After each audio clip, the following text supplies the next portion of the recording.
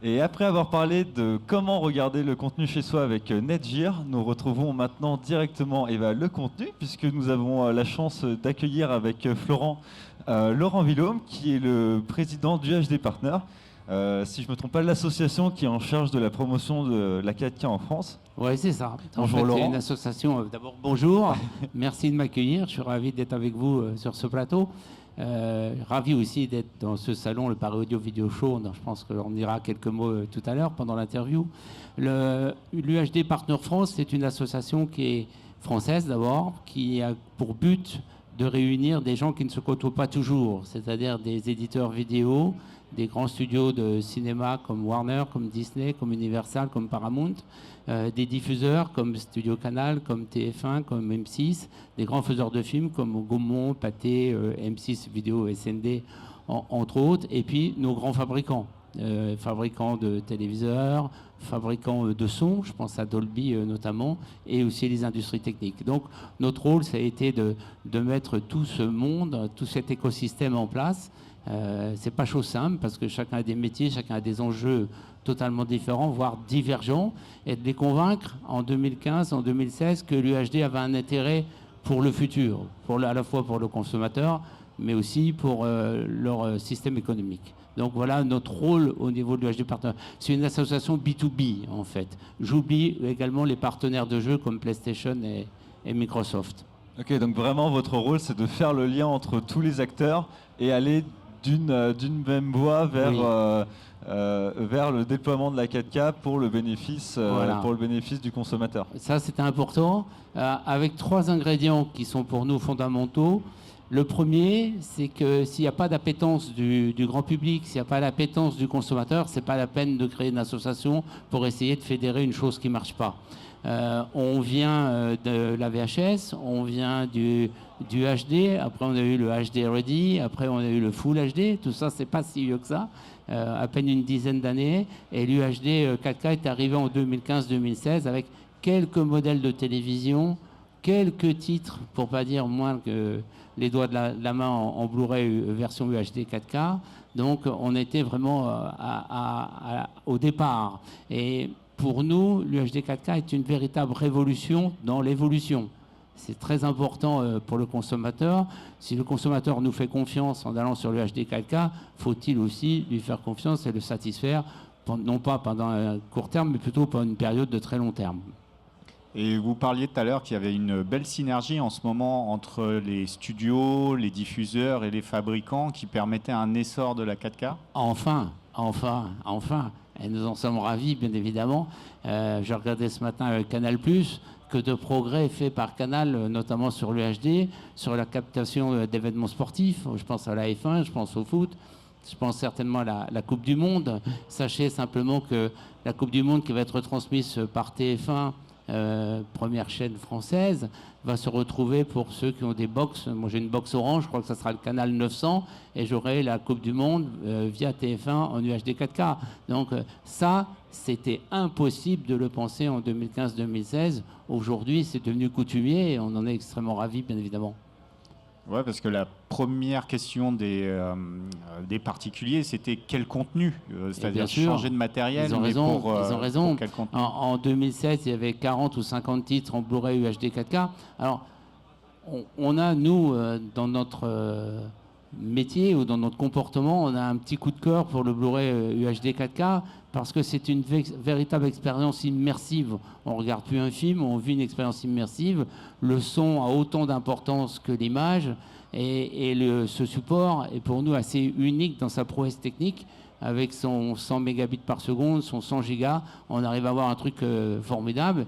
Et j'en profite puisqu'il est sorti il y a à peine 2 jours, je crois, le 2 novembre dernier, avant-hier, pour vous montrer que ça, c'est, hormis le film, c'est une vraie prouesse technique. Et vous l'avez vu c'est ici sur certains salons qui diffusent Top Gun C'est une bonne merveille. Voilà. Ouais, c'est une vraie merveille et c'est vraiment impressionnant dans les salles du salon. Absolument. Et du coup, maintenant dans le salon, là, en parcourant les allées, on voit qu'il y a tout le monde s'est mis à la 4K, Oui. avec en plus de la HDR, du Dolby Vision. Oui. On en est où aujourd'hui du déploiement de la 4K en termes d'équipement et surtout de contenu? Oui. Alors, le premier équipement, c'est le téléviseur. À peu près 50% des foyers français sont équipés d'un télé UHD 4K. Aujourd'hui, vous renouvelez votre télévision, vous avez toutes les chances d'acheter un UHD 4K parce que vous ne trouverez plus de téléviseur qui ne propose pas de la 4K avec des écrans inférieurs à 42 pouces. Le deuxième constat, c'est très important aussi pour les acheteurs du HD 4K. Vous avez remarqué que les dalles d'écran sont de plus en plus grandes. Aujourd'hui, 20% des téléviseurs font plus de 55 pouces, enfin 55 pouces et plus. C'est pratiquement un écran sur 5. Vous comprenez bien qu'une dalle de cette dimension nécessite d'avoir un flux et une source également de qualité du HD 4K pour avoir une image telle que l'on voit sur le salon aujourd'hui. Donc à peu près 50%. Les événements à suivre, Coupe du Monde de foot, Coupe du Monde de rugby, Jeux Olympiques, vont faire qu'ils se vendront entre 5 et 6 millions de téléviseurs dans les années 2022, 2023, 2024. Vous voyez qu'on sera très rapidement à un parc de 70 à 80%.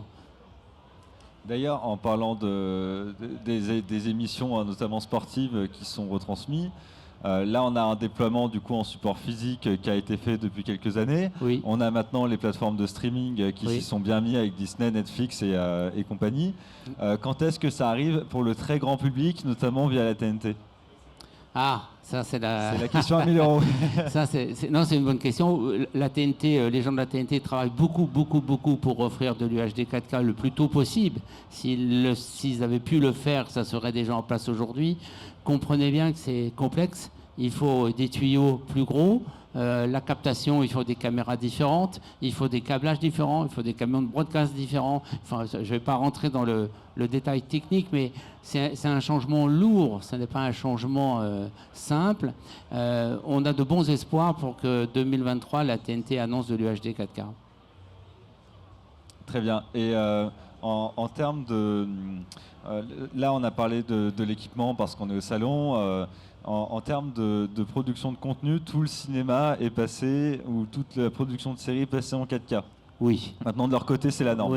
Oui. Tout le cinéma, sauf une partie dans le cinéma que le fond de catalogue.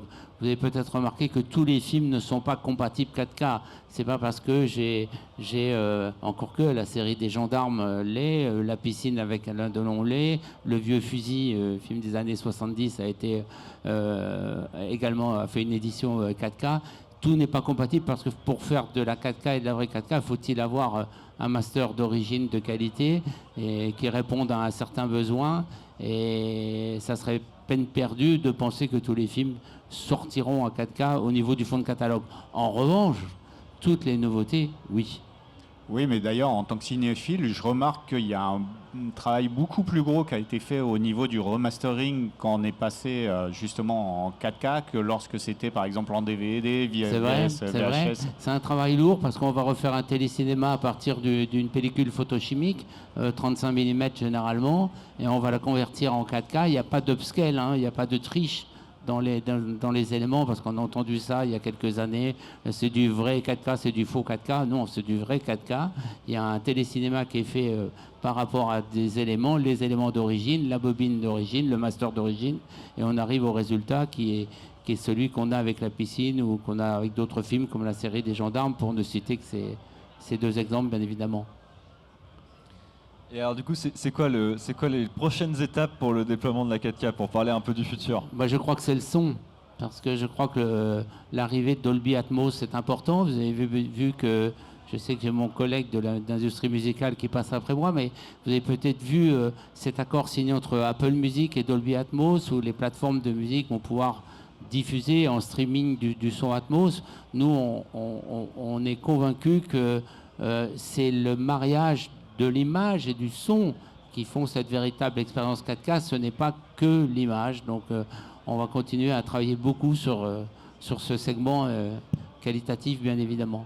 Donc, ce qui sous-entend qu'il va y avoir de plus en plus de pistes Dolby Atmos en français, parce que c'est une vraie demande Je des prie clients. pour ça. Je prie pour ça. Vous pouvez me filmer. Je prie pour ça. Je sais que les années laser présents dans la salle le prient aussi. On fait tout pour qu'il y ait une piste Atmos version d'origine VO et une piste Atmos française. Il ne faut pas oublier que on ne regarde pas que les films en VOST. On regarde aussi les films en français. Tout à fait.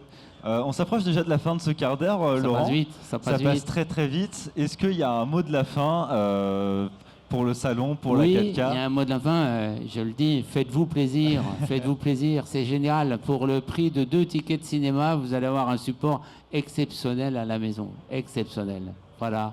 C'est vrai, si on a surtout du bel équipement à la maison, ici je pense qu'on parle à un public d'initiés, ils doivent avoir de quoi se faire plaisir. Normalement, on trouve. Normalement, On le trouve. Blu-ray reste effectivement Absolument. un support d'exception Absolument. pour profiter de ces contenus. Bah, merci beaucoup Laurent. Merci, ravi, merci. Merci. Merci Puis on se à vous. retrouve À très vite. tout de suite avec Warner Music qui vient nous présenter ses nouveautés. Merci. Merci.